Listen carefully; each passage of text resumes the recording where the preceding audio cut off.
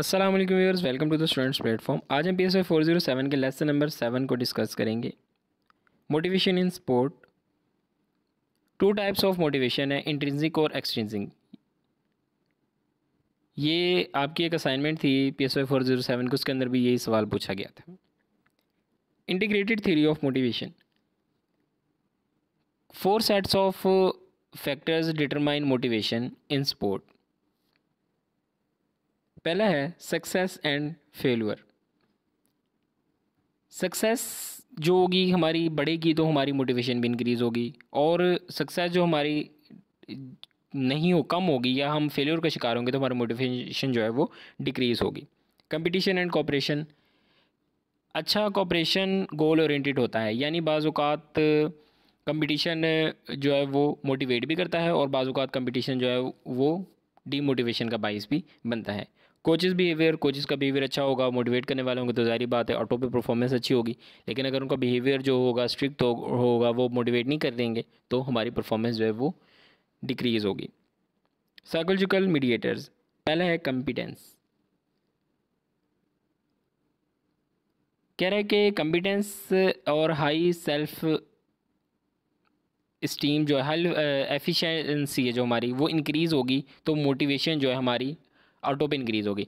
यानी कि एक चीज़ जो काम हमें आता है, जिस काम की हम ट्रेनिंग है, तो हम अगर उसको करेंगे ना तो ऑटोमेटिकली हमारी मोटिवेशन भी इंक्रीज़ होगी। एक काम हमें नहीं आता, हम सही तरह नहीं कर पा रहे, तो उसके अंदर हमारी मोटिवेशन भी ज़्यादा अच्छी नहीं होगी। ऑटोनोमी। खुद जो लोग महसूस करते हैं कि वो जो करना चाहते हैं इसमें आज़ाद हैं तो वो ज़्यादा मोटिवेटेड होंगे। किसी के दबाव में आकर या किसी के प्रेशर में, अंडर प्रेशर या मॉनिटरिंग के अंडर कोई काम करेंगे तो उसके अंदर ज़्यादा मोटिवेशन नहीं होगी। रिलेटेडनेस। अगर एक काम आपकी स्किल के रिलेटेड है, आपके मुतालिक है, तो वो काम आप ज़्यादा मोटिवेट होकर करेंगे, इसे इंजॉय करेंगे। Levels of motivation. A motivation number 1, यानी कि नो मोटिवेशन। एक प्लेयर प्रैक्टिस में हिस्सा नहीं लेता, गेम करके खुश नहीं होता, इसे मोटिवेशन कहते हैं। Intrinsic motivation.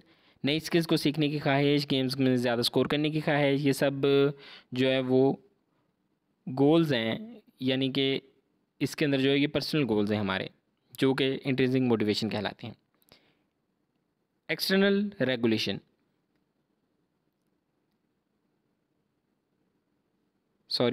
एक्सट्रिंसिक मोटिवेशन की पहले बात कर लेते हैं। नंबर 3 पे लोगों से तारीफ़ हासिल करना, मनी हासिल करना, रिवार्ड हासिल करना, या अपनी बेइज्जती से बचने के लिए मोटिवेट होकर काम करना। Number 4 external regulation. वही बात कि लोग परफॉर्मेंस जो है इसलिए भी अच्छी दिखाते हैं कि वो पनिशमेंट से बचना चाहते हैं। नंबर 5 इंट्रोजेक्टेड रेगुलेशन, यानी इसमें बंदा जो है एक्सटर्नल स्टैंडर्ड्स को इंटरनलाइज कर लेता है और वो स्टैंडर्ड्स इसके लिए कि अपने स्टैंडर्ड जो हैं वो बन जाते हैं। Identified regulation. एक बंदा गेम्स इसलिए करता है कि इसलिए जीतना चाहता है कि वो इसमें गेम्स जीतने की वजह से इसे गेम से हटकर रिवार्ड मिलता है। मसलन गेम में पहली पोजीशन हासिल करने पर इसे लोगों की तारीफ़ और फेम तो मिलता ही है, लेकिन इसे लैंड का एक टुकड़ा जो है गिफ्ट किया जाता है। Number 7 integrated regulation. इसमें बंदा एक्सटर्नल मोटिवेशंस को लेने के लिए कह रहा है कि अपनी लाइफ का एक हिस्सा जो है वो बना लेता है इस चीज़ को, और वो इसे बिलीफ सिस्टम का हिस्सा भी बन जाती है। यानी कि एक्सटर्नल मोटिवेशन जो है इसमें बंदा जो है इसको अपनी लाइफ का एक हिस्सा बना लेता है। वही बात यहाँ पे कर रहा है, रिपीट कर रहा है।